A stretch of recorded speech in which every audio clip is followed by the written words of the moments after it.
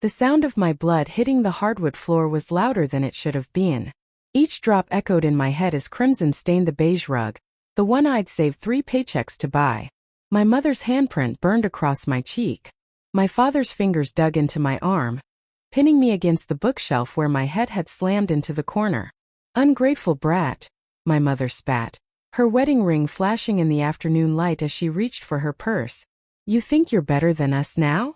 Behind her, my 8-year-old daughter Ava stood frozen in the doorway. Her small hands trembled as she watched the truth I'd spent years hiding from her unfold. Mom, she cried, running toward me. My mother stepped in front of her. Stay out of this, little girl, she snapped. Maybe if your mother listened like Kayla does, she wouldn't need to be punished. My name is Nicole. I'm 34, a single mother. And this is the story of how I reclaimed my worth after my family tried to destroy it. Warm blood slid down my temple as I forced myself upright, my legs barely steady. On the coffee table, my phone still glowed with the message that started everything.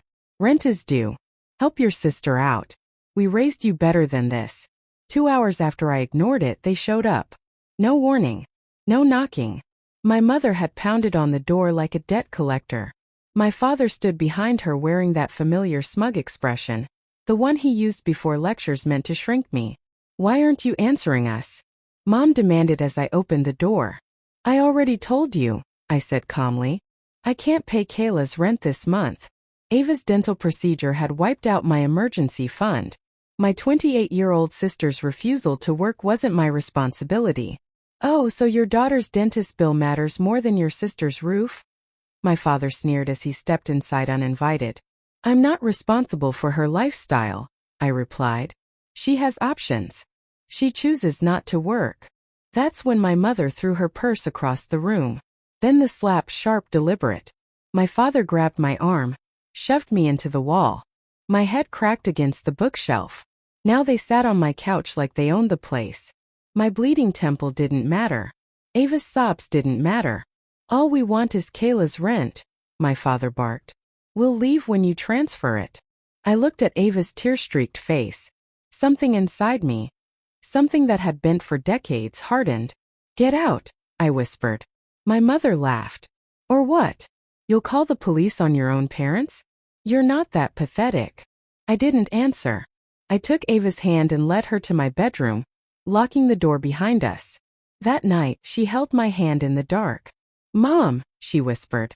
Why do Grandma and Grandpa hate you? I didn't have words. But the dots finally connected, the favoritism, the money demands, the manipulation. And now violence. Morning came. My parents were still camped in my living room. I dressed Ava carefully, slipping her into her favorite blue dress. I hid my swollen eye behind sunglasses. We're going to be okay, I told her. She nodded. She trusted me completely, and that broke my heart open. We slipped out the back door while my parents argued. I dropped Ava at school, then drove straight to the courthouse. 2 years earlier, I'd started saving quietly. Every raise, every freelance IT job. I wasn't just saving, I was investing. One of those investments, the house my parents lived in. A foreclosure. Bought through an LLC. Funded by my savings and a private loan from my former boss after I helped save his company thousands. They never knew. The bruises, hospital report, and Ava's testimony were enough. By noon, I had an emergency restraining order. They hurt me in front of my daughter, I told the officer. You did the right thing, he said. Afterward, I called the property manager. They're 3 months behind, she confirmed. Don't send a notice, I said. I will. That night, they texted me from a new number. You've embarrassed this family. Ava needs to learn who the real villains are. You'll regret this.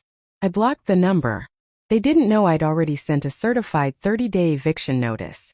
Kayla found out first. A week later, I ran into her at the grocery store. Her cart full of luxury items, mine stacked with budget food.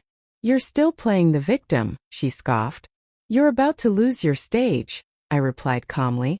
She didn't understand. She would.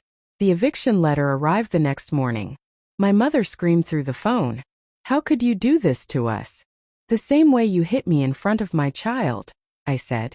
Easily. Where will we go? Ask Kayla. Silence. For the first time I felt free. We moved into a small house nearby. A fenced yard.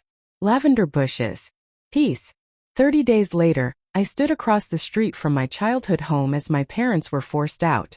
Ava held my hand. I want to see what happens when people face consequences, she'd said. My father lunged toward me, then stopped when I warned him. Ava stepped forward. You shouldn't have hurt my mom, she said quietly. You lied about love. They had nothing left but pride, and even that was cracking. We walked away. That night, Ava painted a small house with 2 figures beneath a smiling sun. I posted it with one caption. We don't live in fear anymore. And we don't.